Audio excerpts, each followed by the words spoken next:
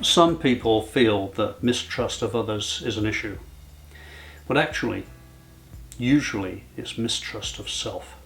And hopefully, if you're experiencing some mistrust of others, perhaps we can unpack it and help you to move forward. This is not psychoanalysis, I hasten to add. This is about being more productive and creating better outputs for yourself. If you are in a mistrusting state, it may be that you've evolved that state because you've made promises to yourself in the past and you have failed to follow through. And as a result of that, you tended to transfer and project that inner mistrust onto other people. This isn't to say that other people aren't trustworthy or that you haven't encountered problems with other people where you've been let down or betrayed. I'm not talking about that. What I'm talking about is a general attitude. A general attitude of mistrust is going to serve you very badly. Is because it's going to cause you failures in commitment. And because you fail to commit, you're not going to see any positive outputs. And because you don't see those positive outputs, you're going to experience an innate sense of defeatism. So analyze what mistrust is doing for you and ask yourself, should I cut it loose, get rid of it? Another thing is that you're going to transfer your prejudices into various situations. So if you are in a mistrusting state, you're going to spend a lot of time and energy looking for evidence to support your bias. You're going to end up saying, see, I told you so. You may even end up a last word junkie, desperate to be able to walk away from every situation, proving that you were right. And as far as your mind is concerned, you are right. But I have to ask yourself, is this an attitudinal problem? I want to invite you to confront yourself with this question. Is it an attitudinal problem, not an actual problem? The other thing is about mistrust is it's going to place you on a higher moral plane than everybody else. Not truthfully, but in your own mind. You're going to feel on a higher plane than other people. In short, you're going to feel superior. And once you feel superior, you're going to find yourself in a safe space. And if you're in a safe space of your own making, you're less likely to take risks, to extend yourself and to push yourself. And the other thing is you're going to more likely look down on other people, which is going to impact on the communications, the quality of the relationships you have, and your willingness to branch out, form collectives, alliances, teams, etc. And remember, no one is an island. So, there's the bitter pill I'm inviting you to swallow. That if you mistrust, it's because you're mistrusting yourself. It's going to result in a failure to commit. It's going to result in a waste of energy as you seek evidence to prove your point. And it's going to make you feel superior and therefore exclusive. You're going to exclude other people and find yourself in a lonely state. And you don't need it. Mistrust begins inside. You need to locate it. Find out where your mistrust originates. If it is a single betrayal, great. You can signpost that one pretty quickly.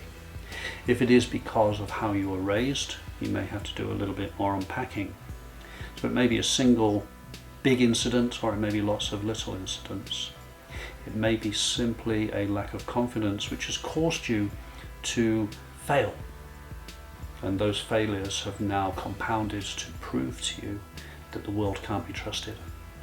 Either way, find out what it is, write it down on a piece of paper, take it into the garden and set fire to it. Wave it goodbye as you watch it go up in smoke, because you need to detox those opinions and those attitudes. You need to start now with that detox. Get better, literally. Secondly, if you're seeking evidence to prove that you're right, you're already starting on a bad foot. And the odds are already stacked against you. So ask yourself, what if questions. If you think that the world as you see it is locked in and concrete in a certain way, ask yourself, what if? What would it look like if this particular concept was not correct? Philosopher Wittgenstein was approached by a student who laughed at people who believed that the earth was flat. And his response was, what would the world look like if it were? And how different would it look if it weren't? The point being that the world you observe and your internal dialogues and the things that you believe, they look that way to you, but it's worth questioning whether they are or not. Until space flight, most people understood the world was a sphere, but nobody conceptually got it. So stop using black and white thinking. Imagine that your mind is a television set. And if your mind is a television set, have you got it set to black and white when in fact it's a colour set? All you've got to do is adjust, move up and go into colour thinking. Get away from black and white thinking. Expand your attitude. Next, your inflated sense of self by being always right. Truth of the matter is, it's the lazy option. Because if you're constantly seeking evidence to prove to yourself that you're right, it means that you're neglecting evidence which might contradict you. You're not challenging yourself and you're not pushing yourself.